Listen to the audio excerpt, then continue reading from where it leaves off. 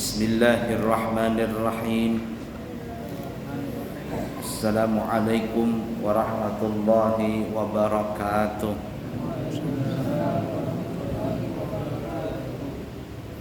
Ikutin semuanya. Alhamdulillahi rabbil alamin. Allahumma fasalli wa sallim ala sayyidina Muhammadin wa ala ali sayyidina Muhammadin. Qala al-muallifu al-imam Abu Zakaria Yahya bin Sharaf An-Nawawi Asy-Syafi'i Al-Asy'ari radhiyallahu ta'ala anhu fi kitabih Riyadhus Shalihin rahimahullahu ta'ala wa nafa'na bihi wa bi ulumihi fid din wad dunya wal akhirah.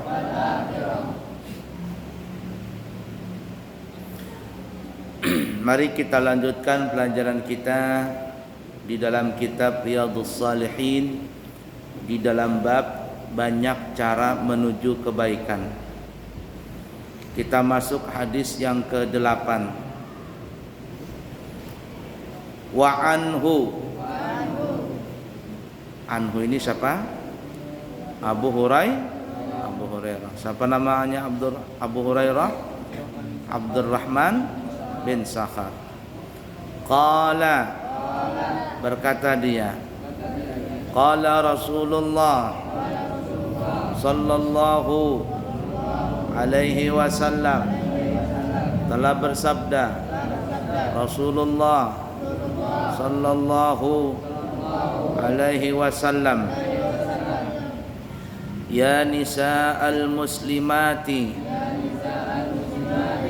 la tahqiranna jaratun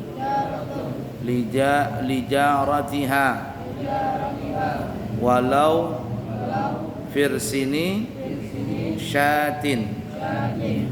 Wahai wanita-wanita Islam, janganlah sekali-kali seorang tetangga itu merasa hina untuk memberikan sedekah kepada tetangganya walaupun hanya kikil kaki kambing. Hadis riwayat Bukhari Muslim. Dalam masalah ini Nabi mengajarkan kepada kita, terutama para ibu-ibu yang ingin bersedekah dengan tetangganya, jangan merasa minder untuk bersedekah atau berhadiah kepada tetangganya walaupun hanya kikil kambing.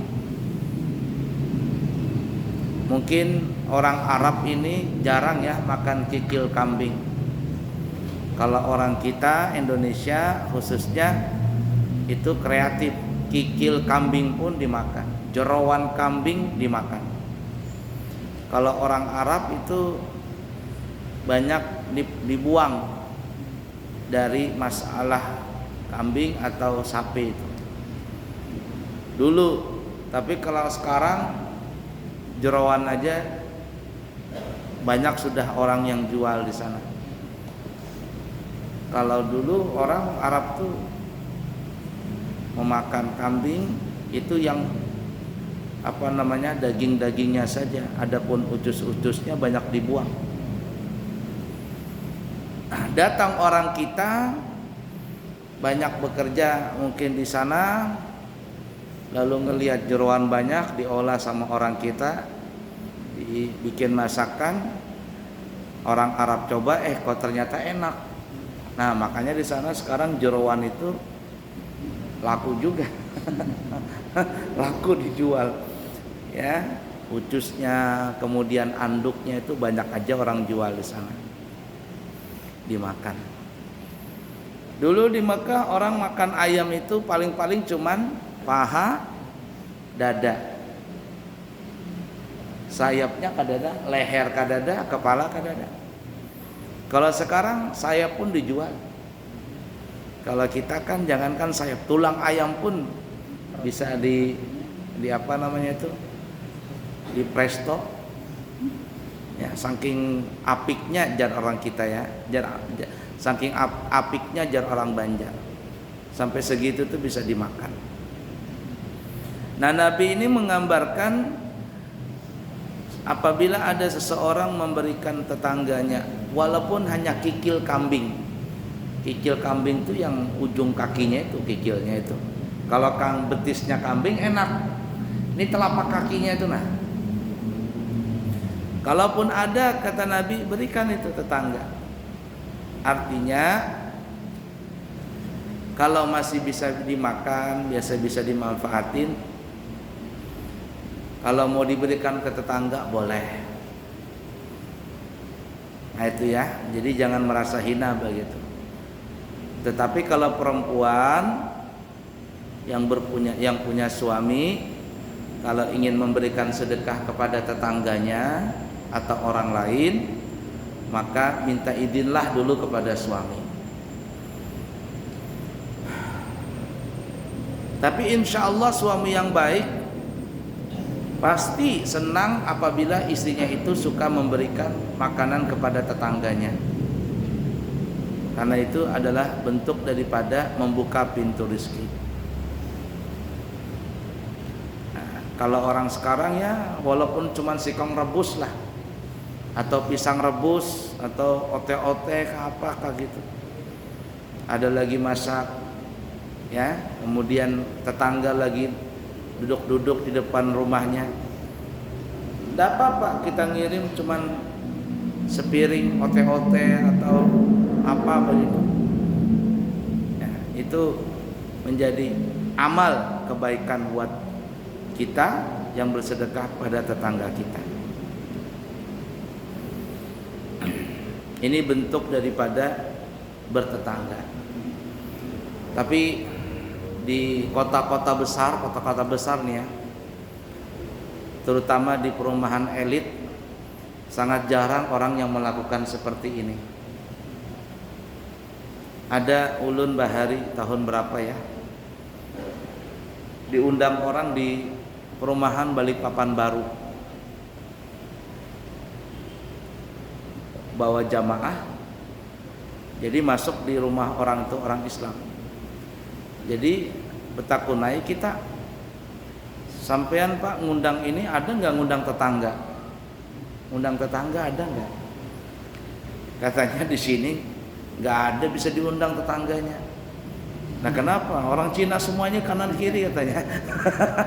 Kanan kiri orang Cina, kita selamatan di sini. Seorang Yahudi Jarkai. Nah, saking susahnya itu berselamatan. Ada juga salah satu perumahan di Balikpapan, Regensi, kita sebut saja Regensi. Regensi kan besar itu.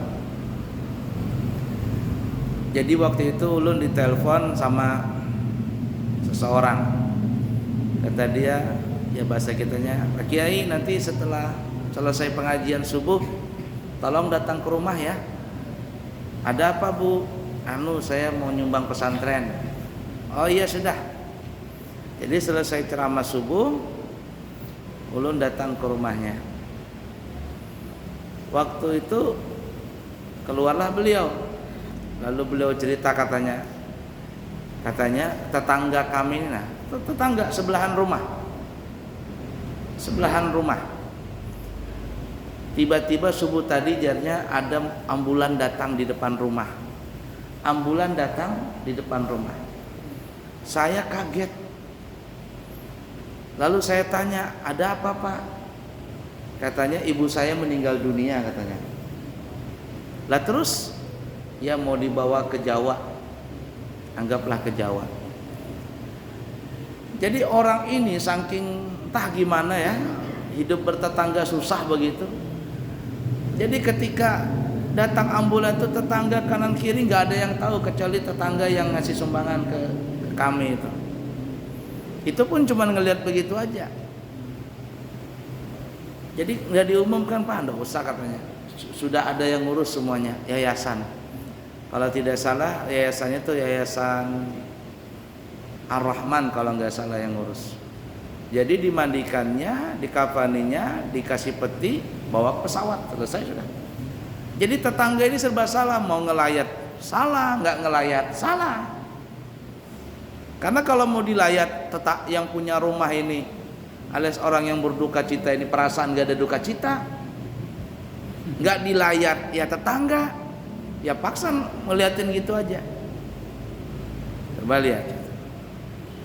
Nah kita untung tetangga kita ini banyak, bisa saling beri memberi, bisa saling tolong menolong.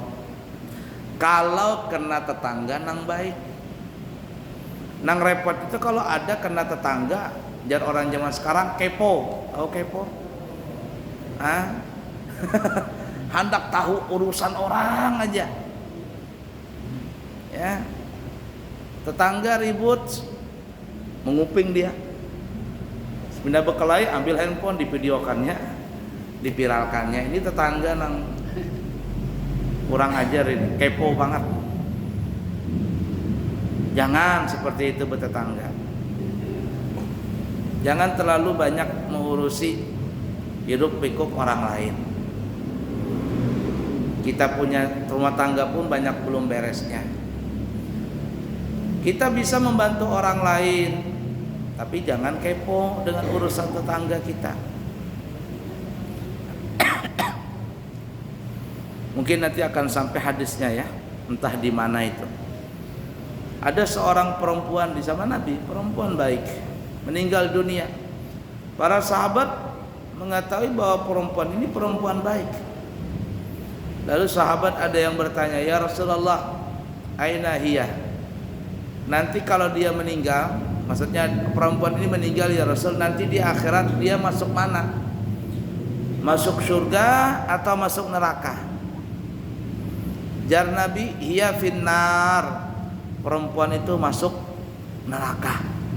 Sahabat bingung. Ya Rasul, ini perempuan rajin sholat, rajin puasa, rajin ibadah. Kok engkau bisa-bisanya mengatakan perempuan itu masuk neraka? Memangnya dia mengerjakan apa? Apa jar Nabi? Perhatikan ini.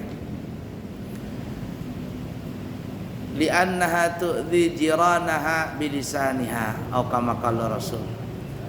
Perempuan ini masuk neraka karena dia suka mengganggu tetangganya dengan lisan dan ucapannya, dengan lisannya, dengan omongannya.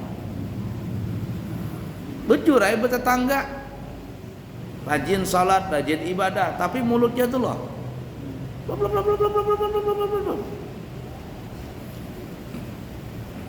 suka menjelek-jelekan tetangganya, suka mengerumpi tetangganya, suka menggosip tetangganya. Apalagi kalau sudah menggosip itu menunjuk bukan lagi pakai jari, pakai mulut.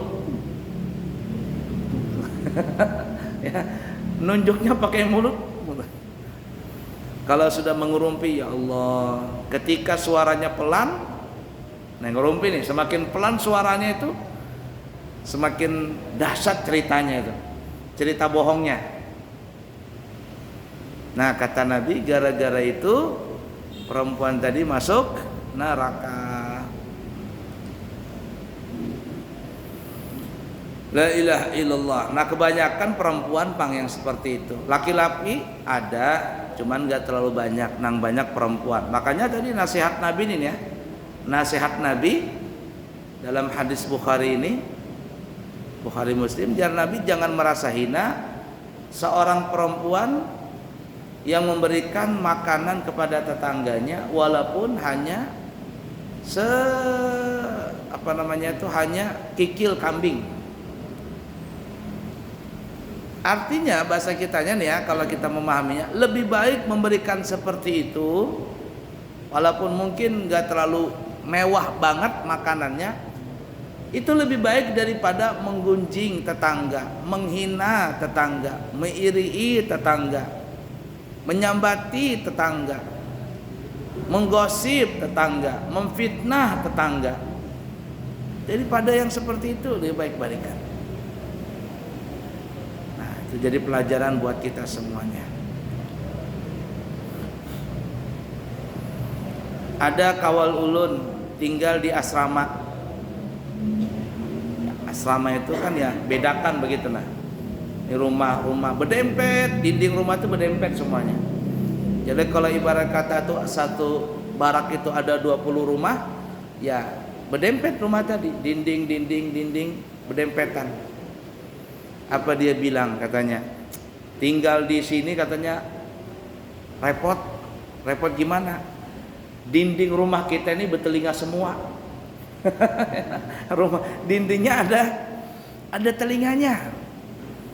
Dia kan polisi nih kan, polisi itu kalau di asrama itu kan dempetan. Pokoknya kalau kita umpama baru beli motor, ada tuh tetangga yang nih sewa tuh, belum, apalagi bisa nukar mobil, pangkatnya kok begitu, kok bisa beli mobil ya? Jangan-jangan, oh iya sudah. Pokoknya dinding rumah tuh bertelinga, bermulut, berataan, itu istilah aja Pang. Saking dempetnya dengan tetangga tadi. Nah jadi tetangga ini terkadang kalau dapat tetangga nang baik, alhamdulillah. Tapi kalau kena dapat tetangga nang buruk, luar biasa kita sabarnya itu, belajar sabar di situ.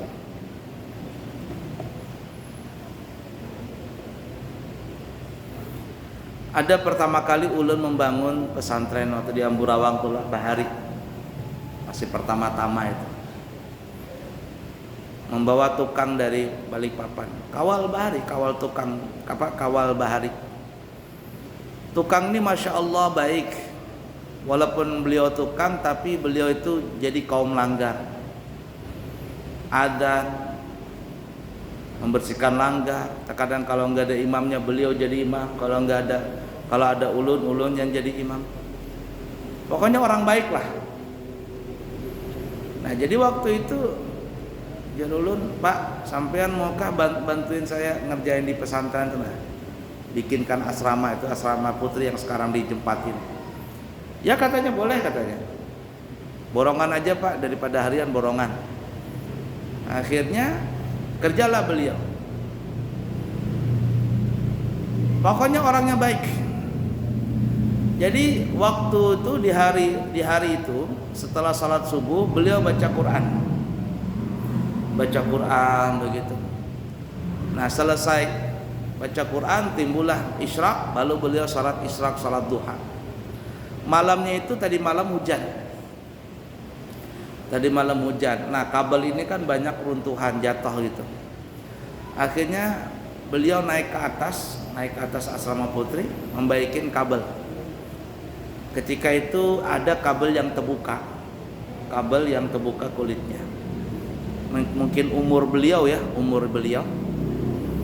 Jadi waktu itu beliau kakinya nggak pakai sendal karena licin, jadi langsung ke tanah. Terpeganglah kabel yang kada berbungkus tadi, truk. Meninggal beliau dalam keadaan tersengat listrik. Meninggal, habis itu ditelepon, guru Pak tukang meninggal. Ya sudah, ulun telepon polisi, datanglah polisi untuk mengamankan. Ulun telepon teman yang ada di Balikpapan, polisi tak bilangin Pak tolong di polsek yang di sana tolong dipermudah karena itu memang kecelakaan. Iya Pak, kata.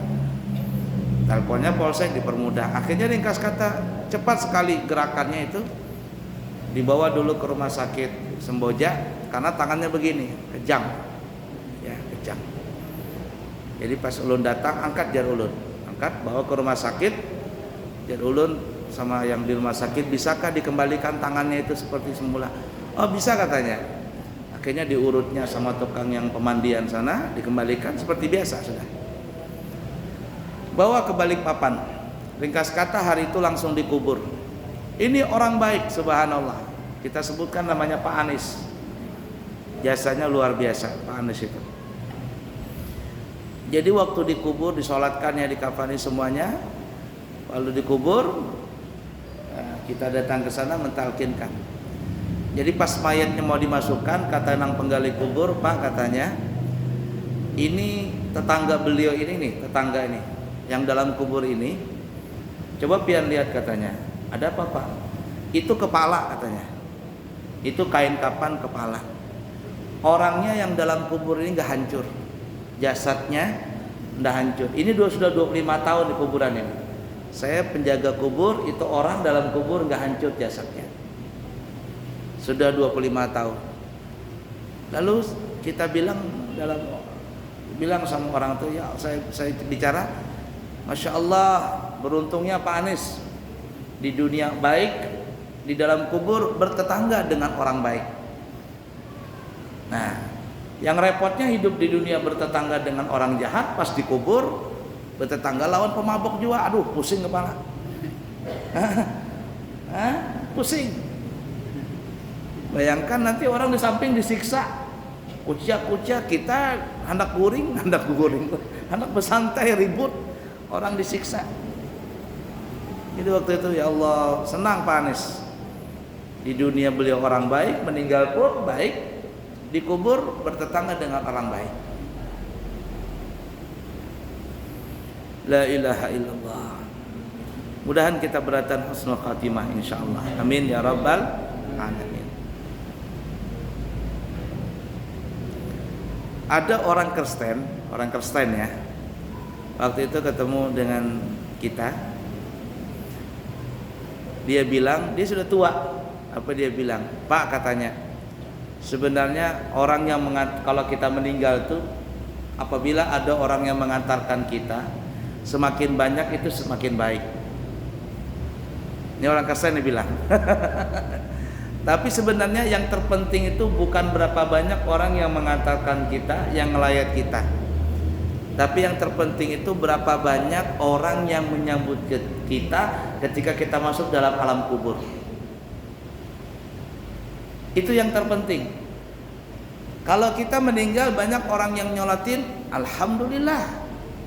Nabi mengatakan apabila yang nyolatin 40 orang, diampuni dosanya si mayit tadi. Itu penting itu.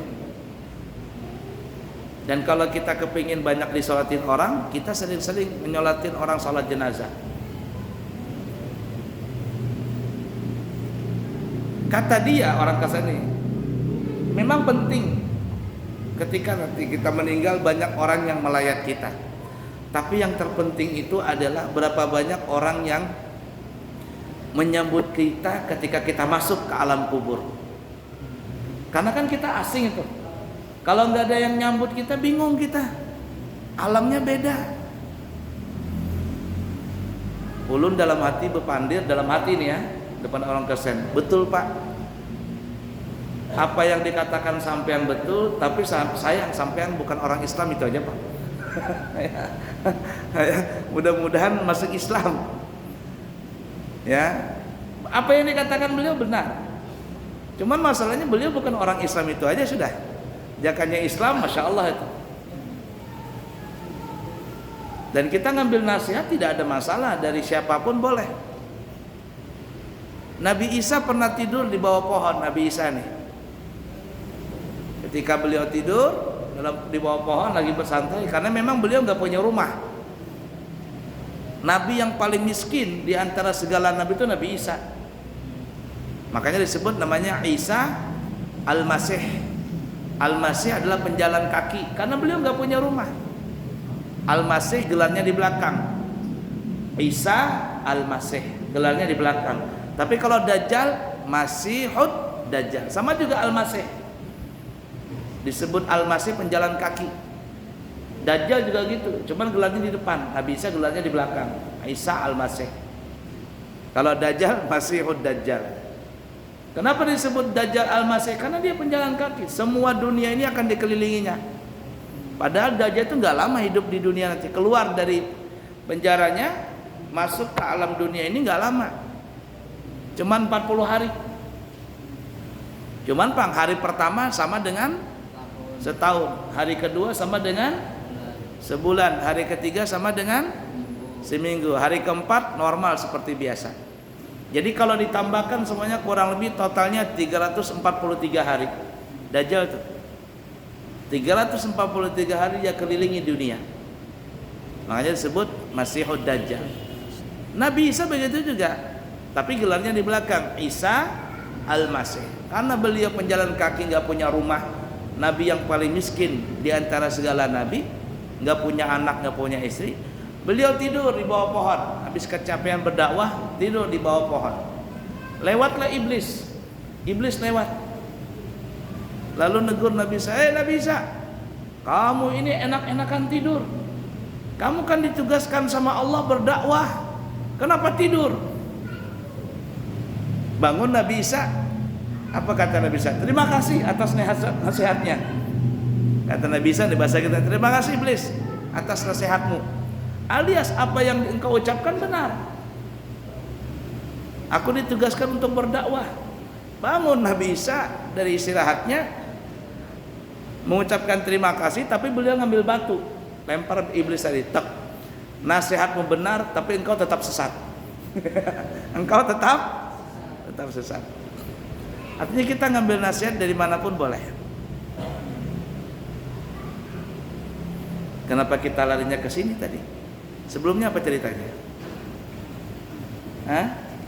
Sebelum cerita Nabi Isa apa tadi? Oh, orang Kristen tadi. Kata orang Kristen, yang melayat kita ketika meninggal dunia semakin banyak semakin baik. Tapi yang terpenting adalah yang menjemput kita di alam kubur. Ada salah satu siapa ya, Habib siapa lupa ya, menyebutkan Habib siapa namanya. Kata beliau, sering-seringlah kita mengirim Fatihah kepada orang yang meninggal dunia, ngirim doa, ngirim Fatihah. Ya, baca Yasin apa, ngirim Fatihah. Khususan boleh. Makanya kita kan khususan ila Habib si fulan, Kiai fulan, guru fulan, saudara kita, orang tua kita, fulan. Ujung-ujungnya lil muslimin wal muslimat, muslimin dan muslimat. Itu seakan-akan kita ngirim hadiah kepada mereka. Nah, kata Habib ini, siapa yang sering mengirim Fatihah, ngirim pahala nih?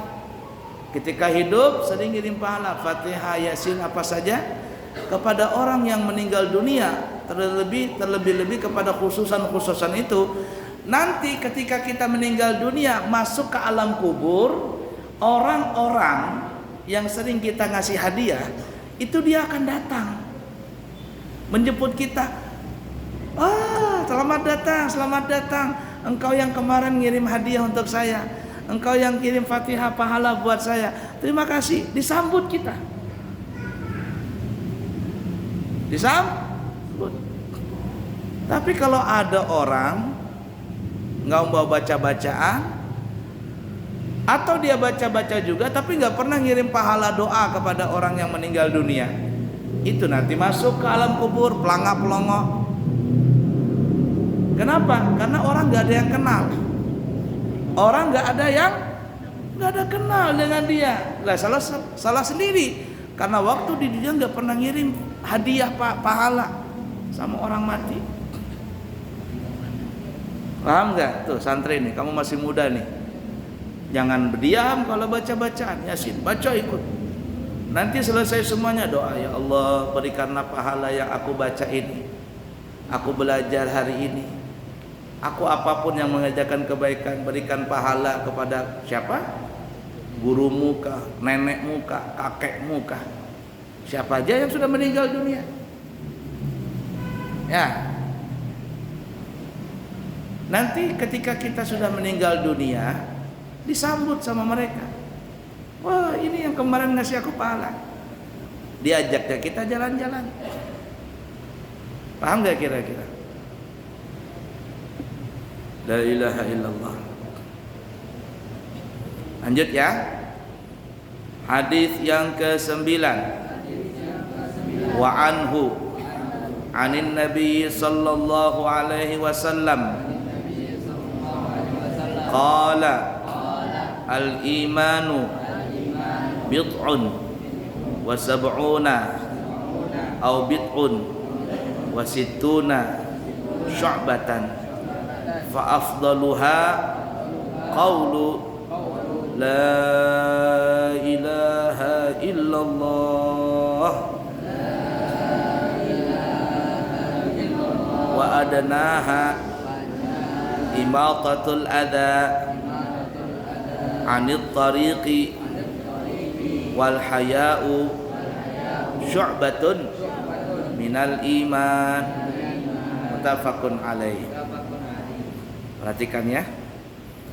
Dari Abu Hurairah radhiyallahu taala anhu, dari Nabi Muhammad sallallahu alaihi wasallam, beliau bersabda, bermula iman itu mempunyai 70 atau 60 lebih cabangnya. Jadi yang dinamakan iman nih, iman itu kan bertingkat-tingkat tuh. Untuk mencapai iman yang kuat, ini cabangnya sampai 70. Lewat ini bisa, lewat ini bisa, untuk menggapai iman ini yang kuat tadi. Kata Nabi ada lebih daripada 70. Dalam riwayat ada yang mengatakan lebih daripada 60. Intinya banyaklah untuk menggapai iman ini. Ada lebih 70 jalan untuk mendapatkan iman. Mau jalan ini bisa, jalan ini banyak. Nah kata Nabi yang paling cepat yang paling utama adalah ucapan la ilaha illallah. Kata Nabi bahasa kitanya nih ya, yang paling cepat untuk mendapatkan keimanan kuat ini adalah lewat pintu la ilaha illallah. Sering-sering menyebut la ilaha illallah. Ini kamu santri, daripada kamu ngomong berkata-kata yang tidak pantas, berkata-kata yang tidak baik, ucapinlah la ilaha illallah.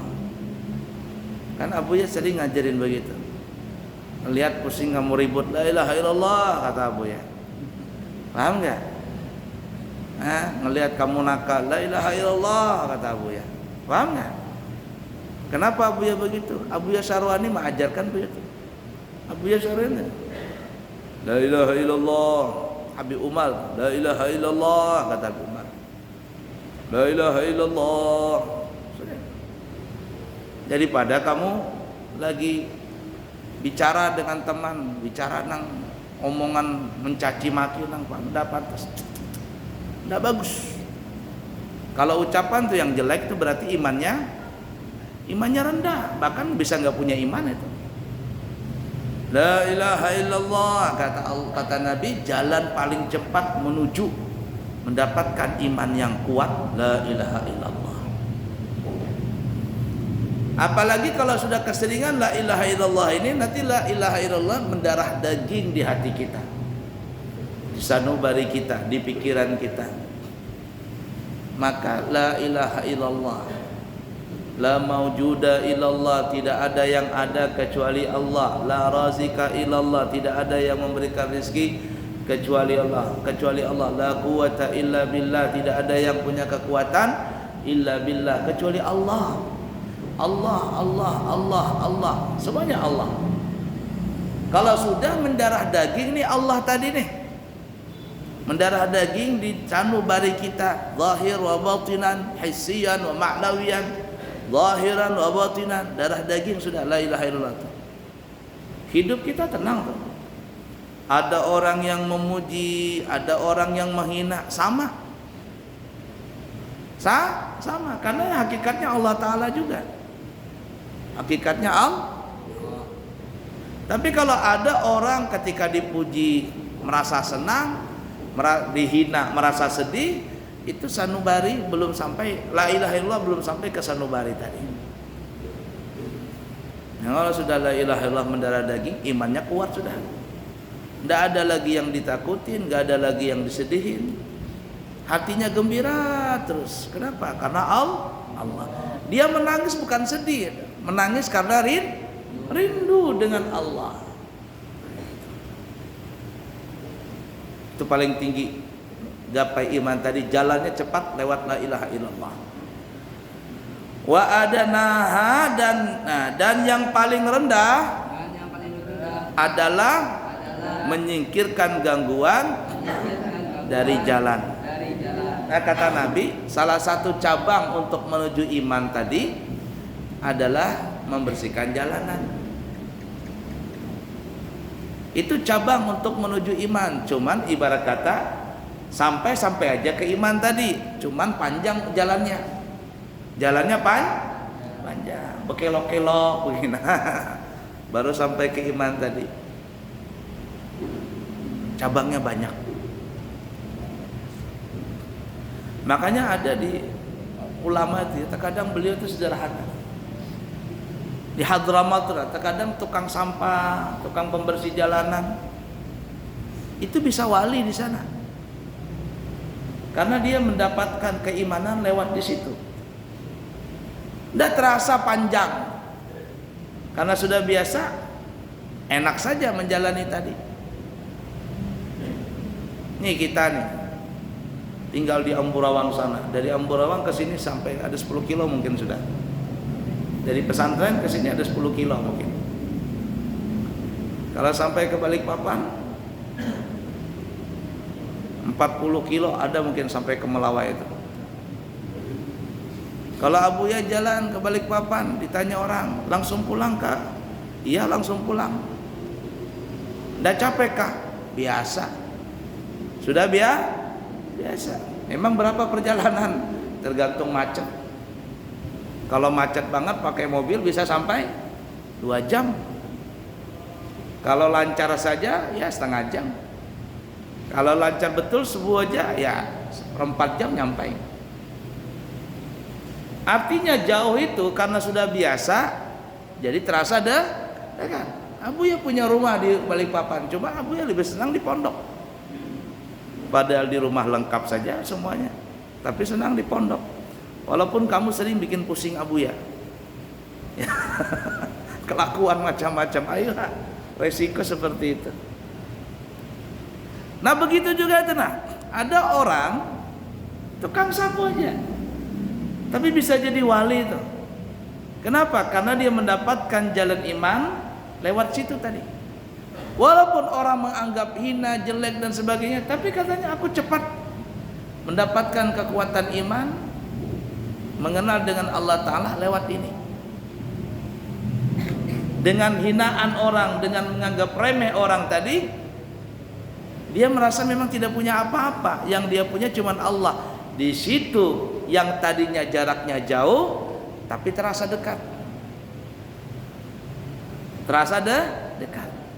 Walaupun ada nah itu paling jauh, tapi dekat perasaan. Dulu di Balikpapan tuh ada Habib Muhsin Jamalul Lail, mungkin tahu sebagian. Itu kerjanya tukang sapu aja di jalanan. Gunung Malang itu. Gunung jalanan. Habib Muhsin Jamalul Lail. Terkadang ulun lewat situ. Habib, dipeluknya. Kemana? Ya, masih belum jadi kiai, masih ustad. Mana ustad? Anu Bib, ada hadiah. Ngasih hadiah tuh Habib, masya Allah. Nggak lama cepat tuh dapat duitnya, gantiannya. Aneh juga Habib itu Majujub itu, orangnya Majujub. Ketika beliau meninggal dunia, Abuya sudah bikin pondok. Yang dicari waktu meninggal, mana Ustaz Muhid? Ustaz Muhid mana? Anaknya itu namanya Habib Hasan, dekatin Ustaz Muhid katanya. Meninggal, anaknya cerita yang dicari Abah, katanya pian ya Ustaz. Yang dicari Abah pian. Entah kenapa kau yang dicari pian terus. Nah, tukang sapu saja, tapi beliau punya makam tinggi. Meninggal dunia, para habaib banyak datang sana, kiai-kiai, ustaz-ustaz. Wal haya'u syu'batun, dan apa lagi? Malu adalah sebagian dari cabang iman. Ikutin. Malu adalah sebagian dari cabang iman.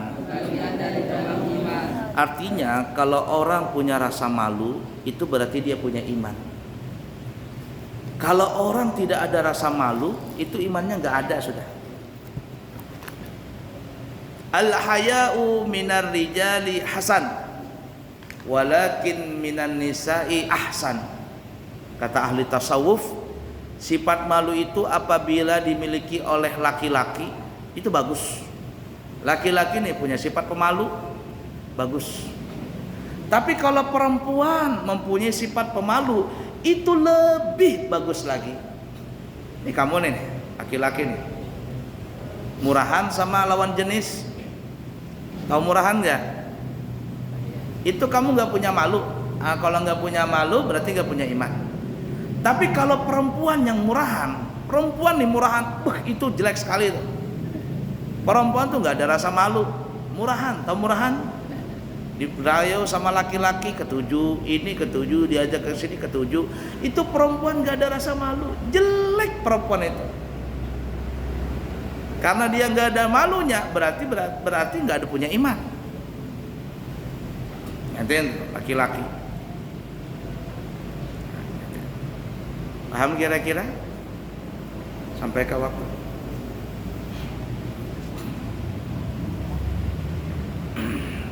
Sampai di sini dulu ya.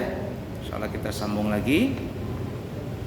Habib Muhammad bin Ali Munsif Al-Habsyi, cicit daripada pengarang Simtud Durar, ada datang di Kalimantan Timur. Tadi sore di Masjid Al-Munawwar, malam ini di Said Noval bin Mahmud Bulges. Besok istri beliau, anaknya Habib Umar, di Islamic Center Samarinda. Jam 3 beliau besok ada di Samarinda.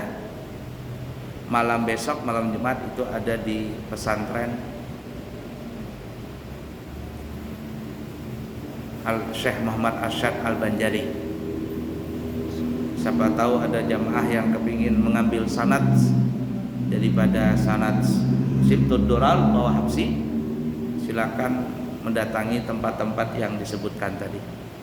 Mungkin Abuya besok ke Samarinda karena mungkin ada pertemuan di sana